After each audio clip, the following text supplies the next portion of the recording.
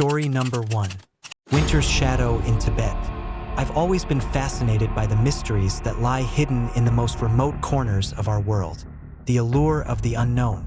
The whisper of ancient secrets waiting to be uncovered. These thoughts have driven me to places few dare to tread. But nothing could have prepared me for the terror that awaited our expedition in the unforgiving winters of Tibet. It was the winter of 1938 when Ernst Schaefer, a renowned German explorer, assembled a team to venture deep into the heart of Tibet. The objective was clear: to explore uncharted territories and uncover the secrets that the towering Himalayas guarded so jealously. Among the team were seasoned mountaineers, scientists, and local guides who knew the land better than anyone.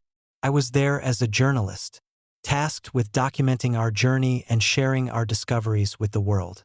Our base camp was nestled in a secluded valley, surrounded by snow-clad peaks that pierced the heavens. The air was thin, each breath a struggle against the biting cold that seemed to seep into our very bones. Days were spent trekking through treacherous terrain, nights huddled around flickering campfires, sharing stories and theories about what lay beyond the next ridge.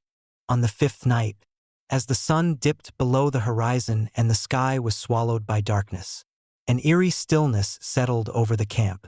The usual sounds of the wilderness, the howling winds, the crunch of snow underfoot, the distant calls of unknown creatures, faded into an unsettling silence.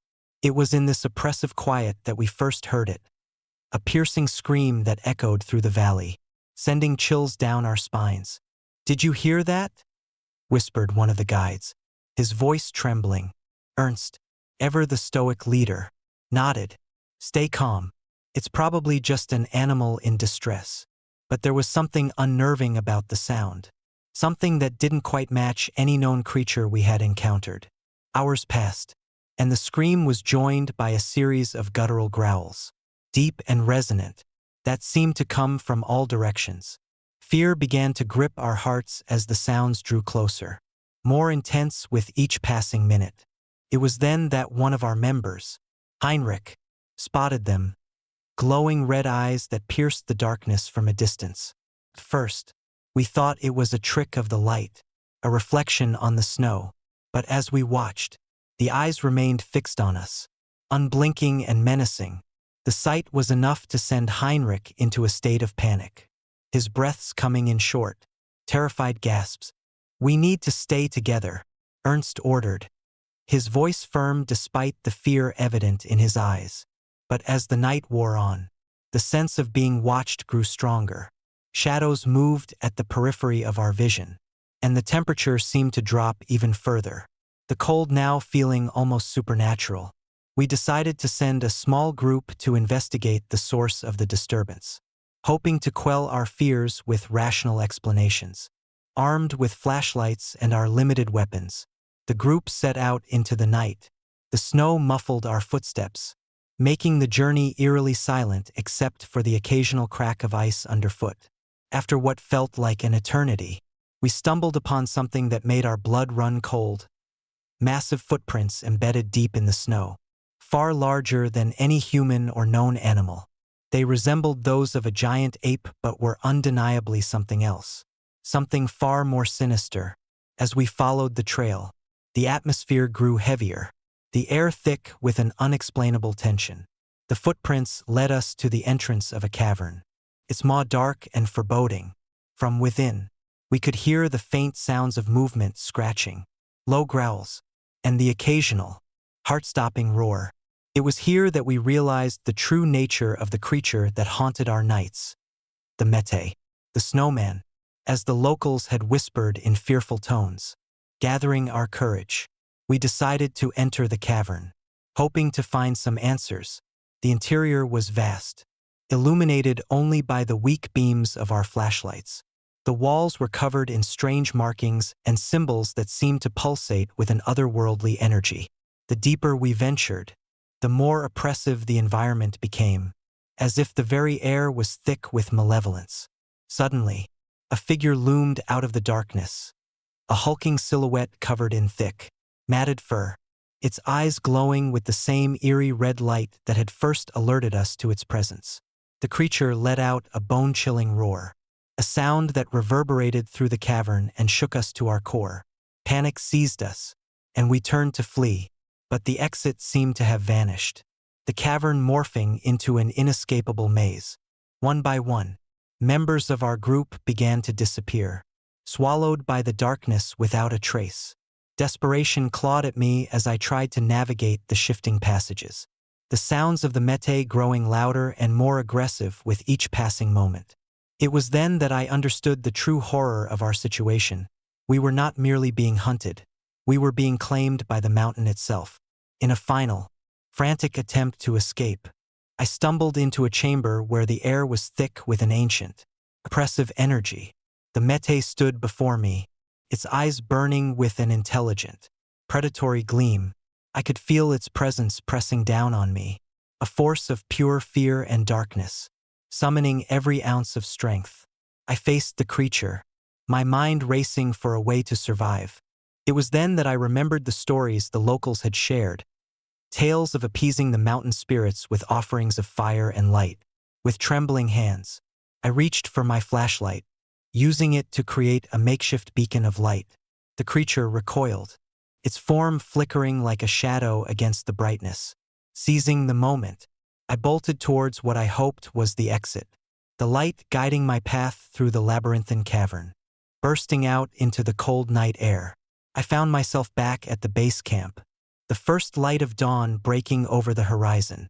The remaining members of our team were huddled together, their faces pale and eyes haunted by the horrors they had witnessed. We had escaped the grasp of the Mete, but the experience left an indelible mark on our souls. Ernst, ever the pragmatist, insisted we abandon the expedition and return home, the dangers of the mountains too great to risk further. As we made our way down the treacherous slopes, the memories of that night haunted us, visions of the glowing red eyes, the guttural growls, and the overwhelming sense of dread that had enveloped us. Years have passed since that fateful expedition, but the scars remain. I often find myself staring into the distance, the shadows of the North American wilderness reminding me of the darkness that once claimed us. The legend of the Mete persists, a chilling reminder of the unknown that still lurks in the most remote corners of our world. Whether a creature of flesh and blood or a manifestation of the mountain's ancient wrath. One thing is certain. The winter's shadow in Tibet holds secrets that humanity is not meant to uncover. Sometimes, on cold winter nights, I swear I can hear the distant echoes of those haunted growls, a reminder that some mysteries are better left undisturbed. The mountains stand tall and indifferent, their peaks shrouded in snow and legend, guarding their secrets with a vigilance that transcends time. And deep within their icy embrace, the Mete waits, a sentinel of the darkness, forever a part of the nightmares that haunt those who dare to seek the truth.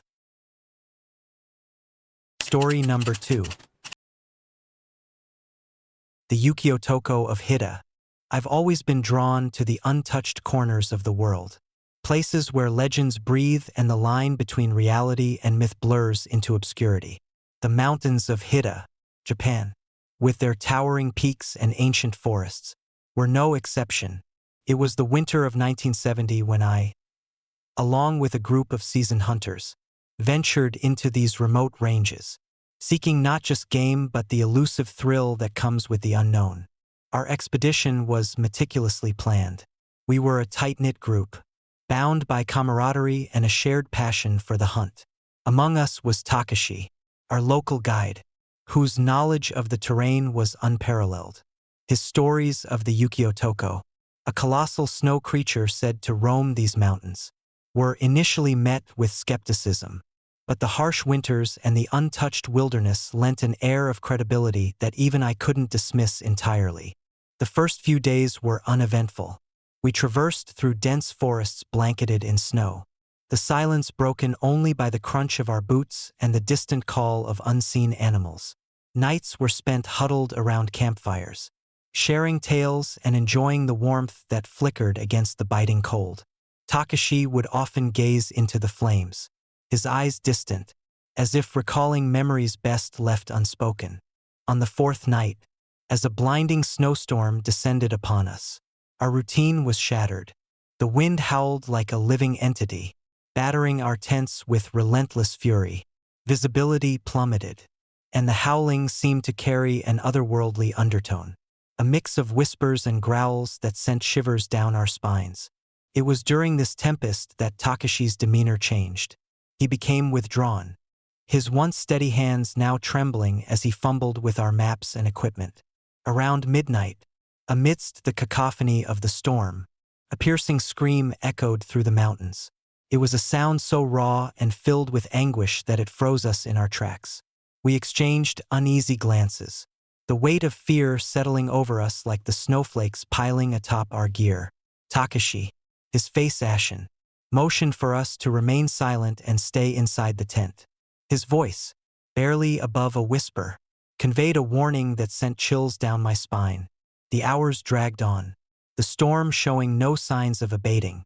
Every creak of the tent and every gust of wind felt amplified, transforming our shelter into a fragile barrier against an unseen menace. Sleep was a distant memory as paranoia took root, each of us haunted by the possibility of what or who was lurking outside. Dawn finally broke, the storm easing but leaving behind a landscape transformed into a monochromatic nightmare. The world outside was a vast expanse of white, the once familiar terrain now unrecognizable.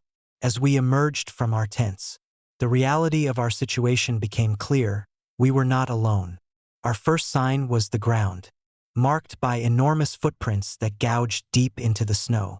These were unlike any animal tracks we had encountered, each step measured, deliberate, and significantly larger than those of a bear or elk. Takashi examined them with a mix of fear and reverence. "Yukio Toko," he murmured. "It's real." Panic set in as we realized the implications. We were face to face with the very legend that had been dismissed as folklore. The creature, described as towering with silver-white fur and eyes that burned like embers, was more than just a myth. It was a guardian of these mountains, a sentinel that demanded respect and instilled fear in those who dared to trespass. Determined to uncover the truth, we decided to follow the trail, hoping to gather evidence that could validate the existence of the Yukio Toko. Our journey took us deeper into the heart of the mountains, the footprints guiding us through treacherous paths and dense snowdrifts. The air grew colder with each step, and an eerie silence enveloped us, broken only by the distant sounds of the storm that had passed. 3 days into our pursuit, we reached a secluded valley where the remnants of an ancient shrine lay buried beneath layers of ice and snow. The structure, though weathered, still held an air of solemnity, adorned with carvings that depicted the Yukio Toko in various poses. It was here that we felt the presence of the creature most intensely, an oppressive force that seemed to watch our every move. That night, as we set up camp near the shrine, the atmosphere was thick with anticipation and dread. Takashi warned us of the customs to honor the spirits of the mountains, urging us to leave offerings and maintain silence to avoid provoking the Yukio Toko. Respecting his guidance, we performed a simple ceremony, hoping to appease whatever watched over this sacred ground. As darkness enveloped the valley, the temperature plummeted further, and the shadows danced menacingly around us. It was then that we saw it, a colossal figure emerging from the blinding snowstorm, its fur shimmering under the pale moonlight. The Yukio Toko stood before us, its eyes burning with an intensity that pierced through the night. Frozen in terror, we watched as the creature moved with an unnatural grace, its presence both majestic and terrifying. It approached our camp, each step measured and deliberate. The air around us seemed to thicken, making each breath a struggle against the icy grip that sought to immobilize us. The Yukio Toko stopped a few feet away, its gaze unwavering as if assessing our intentions. In that moment, time seemed to stand still. We were mere mortals in the presence of an ancient being, bound by the mountain's unforgiving laws. The creature let out a low, resonant growl that reverberated through the valley, a sound that spoke of sorrow and warning. It was a stark reminder that we were guests in a realm governed by forces beyond our understanding. Summoning every ounce of courage, Takashi stepped forward, his voice steady despite the fear etched on his face. "We mean no harm," he declared. "We seek only to understand and honor the legends of these mountains." The Ukiyo-toko regarded us silently for what felt like an eternity before slowly turning and retreating back into the storm. As it disappeared into the blinding whiteness, a sense of relief washed over us, tempered by the profound respect we now held for the creature and its domain. The following days were a blur of reflection and realization. We had witnessed something extraordinary, something that defied the boundaries of our knowledge and beliefs. The Ukiyo-toko was not a mere beast of legend, but a guardian that embodied the spirit of the mountains, a force that demanded reverence and coexistence. Our return journey was marked by a newfound humility. The footprints that had initially drawn us into the heart of the legend now served as a solemn reminder of the delicate balance between man and nature. We left Hida with a deep respect for the mysteries that the mountains held, carrying with us stories that would be shared and debated for generations to come. Years have passed since that fateful expedition, but the memory of the Ukiyo-toko remains vivid in my mind.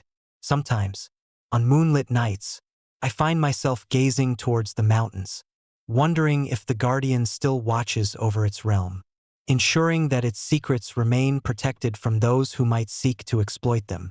The legend of the Ukiyo-toko serves as a haunting reminder that some mysteries are best left undisturbed, preserved in the silence of the snow-covered peaks where they belong. Story number 3. Nightmare in the Northwoods. I've always been drawn to the untamed wilderness, the vast expanses where man's footprint fades beneath nature's relentless reclaim. Growing up, the dense forests of North America were my playground, each trail a promise of adventure, every rustle in the underbrush a whisper of the unknown.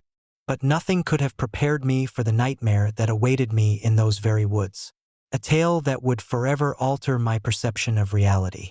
It was the summer of 1924 when I decided to embark on a solo hunting expedition deep into the heart of the North American wilderness. My name is Albert Ostman, and what was meant to be a testament to my skills and resilience became a story of terror that I'd rather forget. If it were possible, equipped with my trusty rifle, ample supplies, and an unshakable determination, I set out with the intention of tracking elusive game and proving my prowess to the skeptical townsfolk back home. The first few days were idyllic. The forest was alive with the sounds of chirping birds, rustling leaves, and the occasional distant call of a wild animal. I set up camp beside a clear, cold stream, the water so pure it mirrored the towering pines and the endless sky above. Nights were serene, with the moon casting a silvery glow through the canopy, and the stars piercing the darkness like scattered diamonds.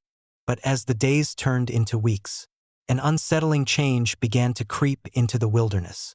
The air grew colder, even in the height of summer, and an oppressive silence settled over the forest.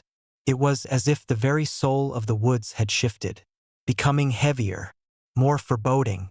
I chalked it up to the isolation, the ever-present shadow of something unseen lurking just beyond the edge of my vision.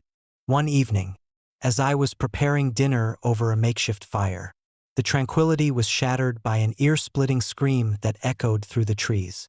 My heart pounded as I grabbed my rifle, instincts kicking in.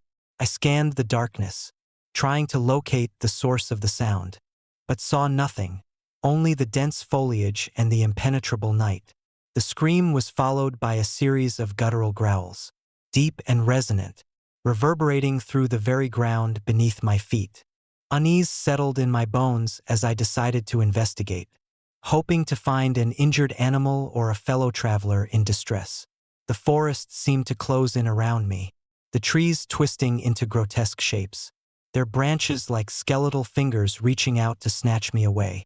The path I had meticulously followed now seemed unfamiliar, every step taking me deeper into an abyss of darkness and uncertainty.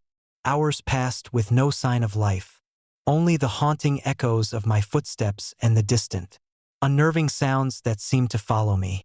Just as fatigue threatened to overtake me, I stumbled upon a clearing illuminated by an unnatural light. At its center stood a massive cave entrance, its maw gaping like the mouth of some ancient beast.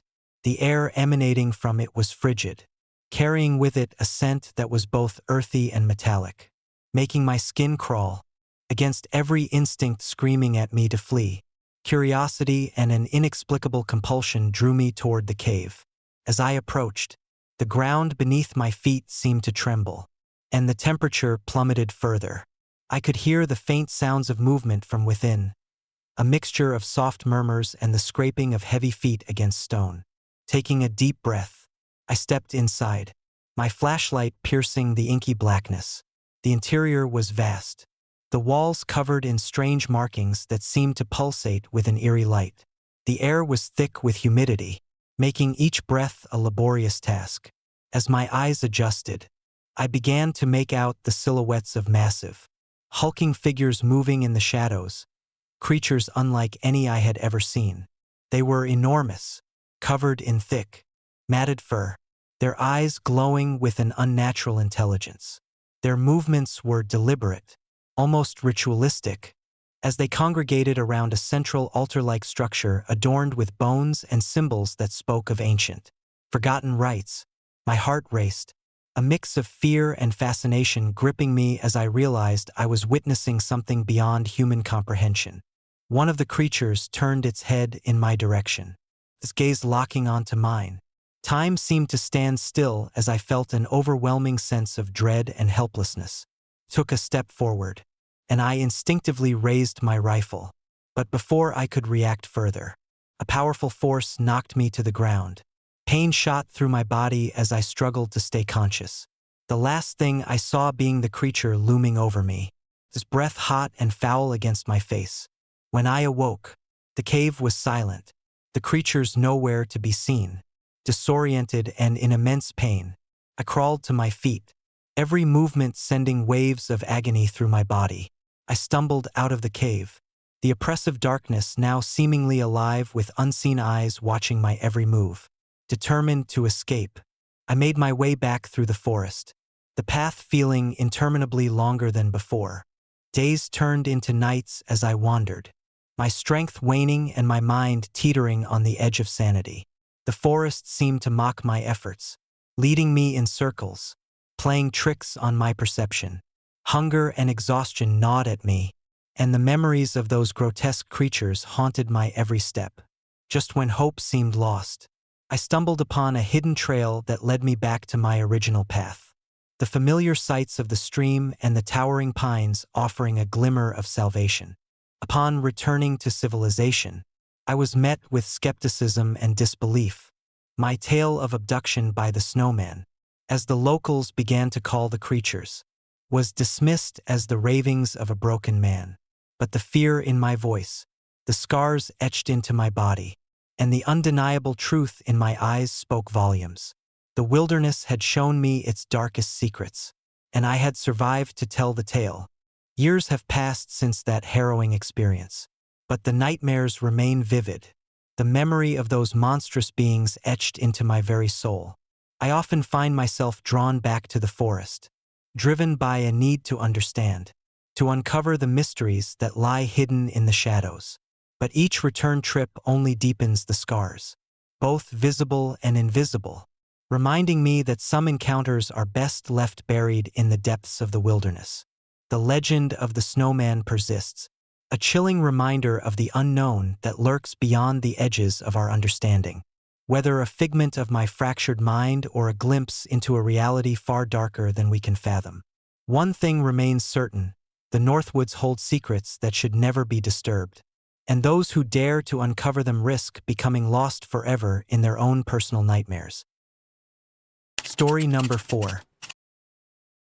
Mystery at Dyatlov Pass. The chill of the Ural Mountains had always fascinated me. As a seasoned mountaineer and a curious soul, I was drawn to the enigmatic allure of Dyatlov Pass.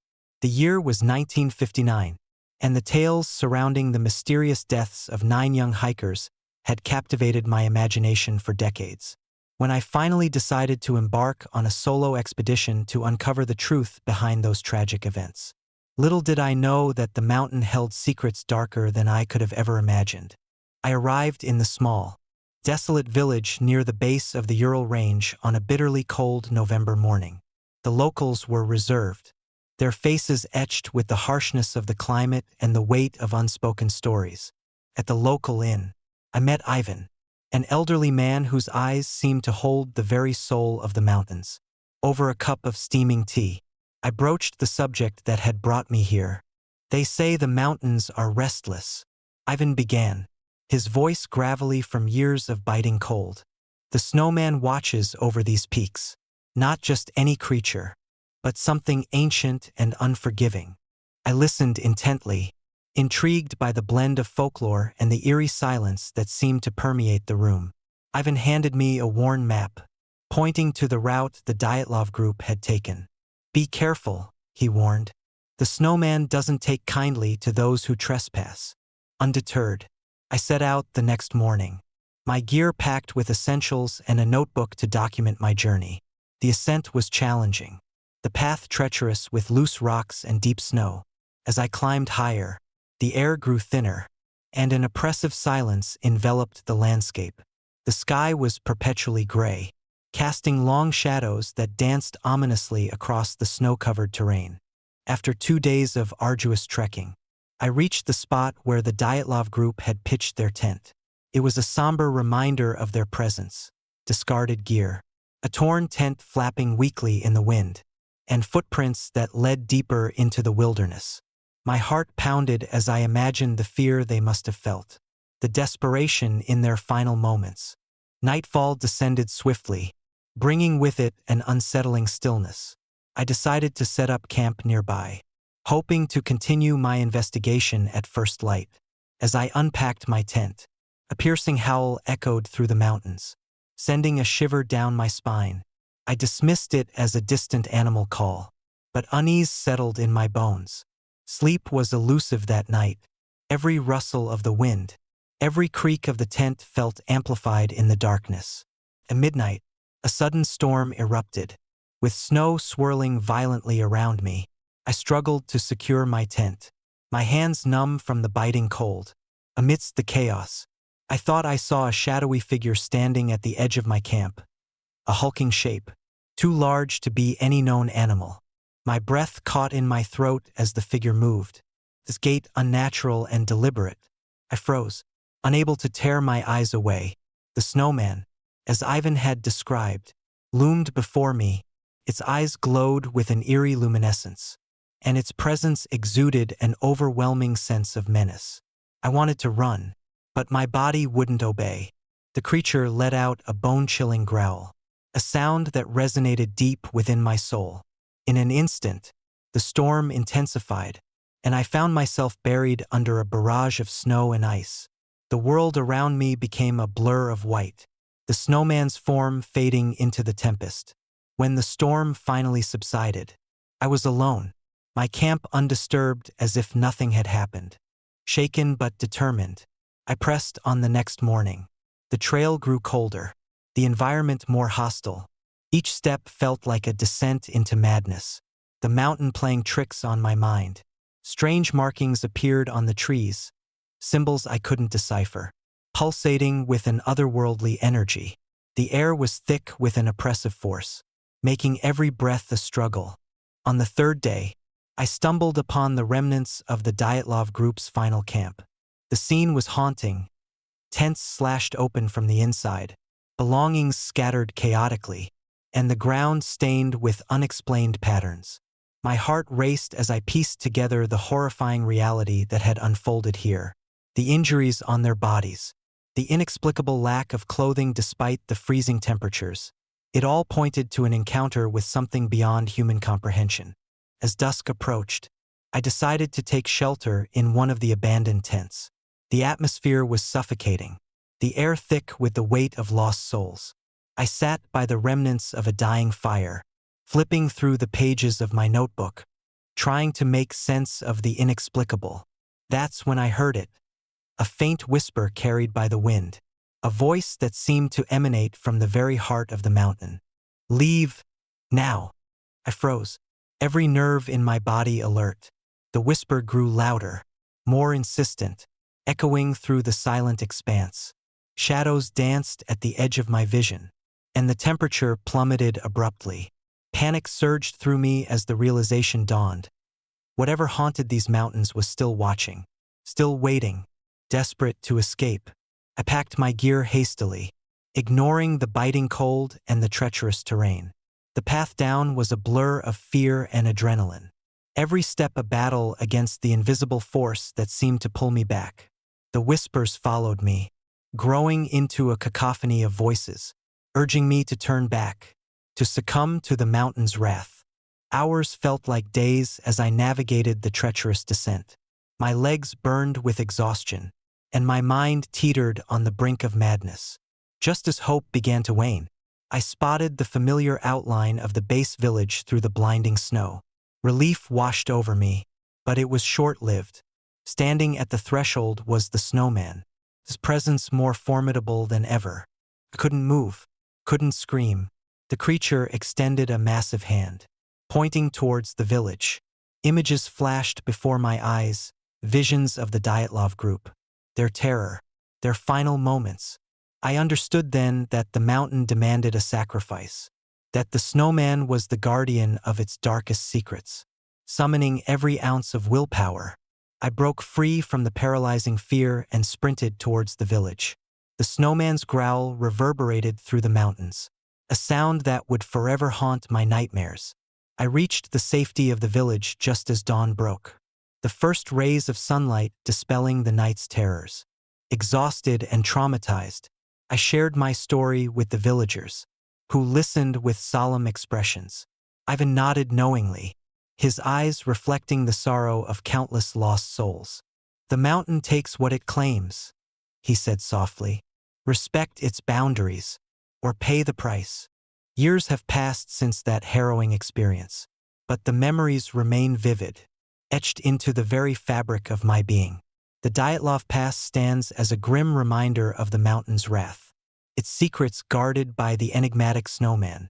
I often find myself drawn back to those haunting moments, questioning the thin veil between reality and the supernatural.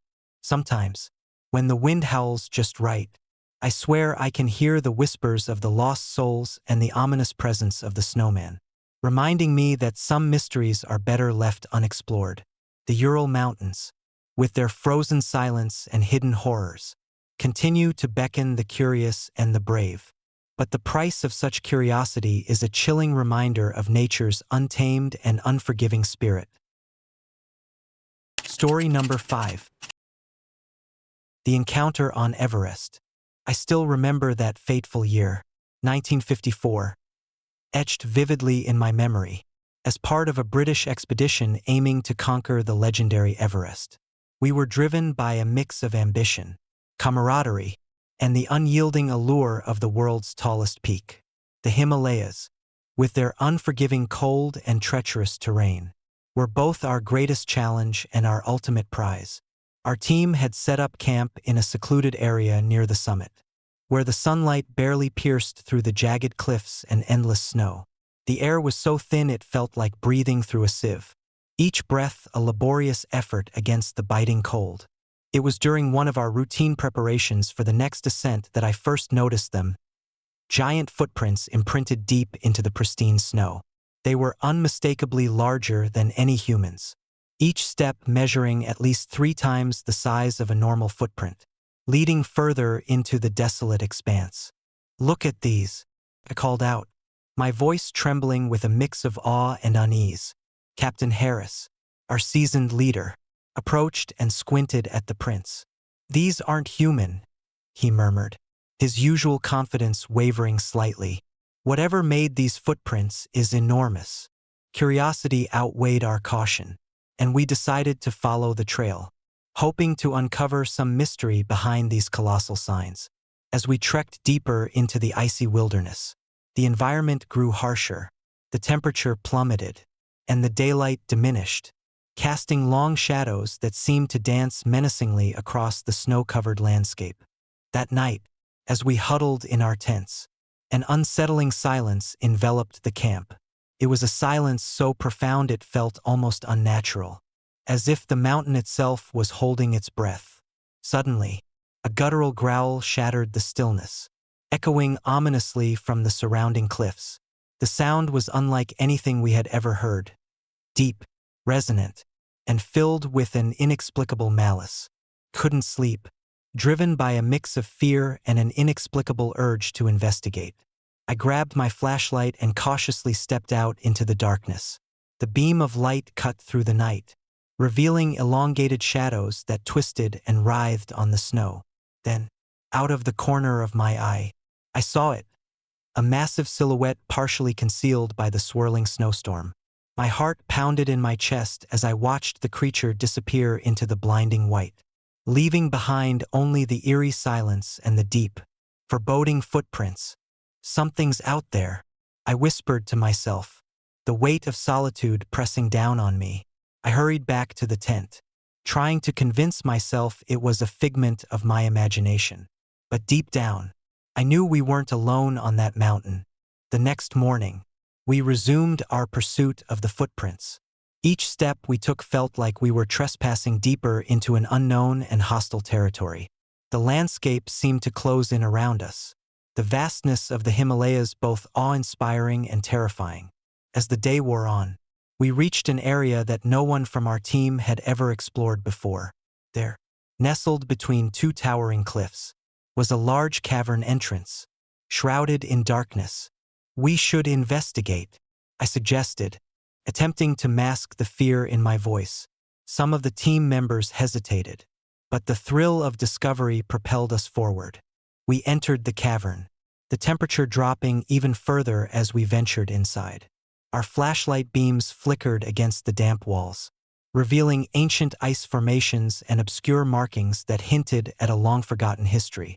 The deeper we went, the more oppressive the atmosphere became, as if the very air was thick with unease. Suddenly, a deafening roar echoed through the cavern, followed by a series of heavy thuds. Panic set in as we realized someone, or something, was with us. We split up to search, calling out for each other, but the darkness seemed to swallow our voices. It wasn't long before Tom, one of our most reliable climbers, vanished without a trace. Desperation clawed at us as we scoured every inch of the cavern. But Tom was nowhere to be found. As fear began to spiral out of control, I caught sight of a shadow moving at the edge of my flashlight's reach. It was the creature, massive, with eyes that glowed like embers and teeth sharp as daggers. My legs felt like lead, my body paralyzed by sheer terror. The beast advanced, each step causing the ground to tremble beneath us. His presence was suffocating, an embodiment of the mountain's darkest secrets. "Why are you here?" I managed to choke out, my voice barely audible over the creature's menacing growls. But there was no response, only the relentless advance of impending doom. In a frantic bid for survival, the team regrouped and fled the cavern, stumbling back into the biting cold of the Everest night. As we raced towards our damaged camp, the realization of what we had encountered settled in, a primal, ancient force that had lain dormant, guarding the mountain's mysteries. When we finally reached the safety of our tents, the damage was evident. The creature had torn through our camp, leaving behind a scene of chaos and destruction. The giant footprints circled the area, a haunting reminder of the night's horrors. Without hesitation, we abandoned the expedition, leaving behind not just our gear, but also a part of our souls forever scarred by the encounter. Years have passed since that night on Everest, but the memories remain as vivid as the biting cold we endured. Sometimes, in the quiet moments before sleep, I can still hear the creature's growls echoing in my mind, a reminder that some mysteries are better left untouched. Everest stands tall and indifferent, its peak forever shrouded in clouds and legend, hiding secrets that humanity may never fully comprehend. And deep within its icy heart, I can't help but wonder if the creature we encountered still watches from the shadows, waiting for the next group of adventurers to challenge its dominion.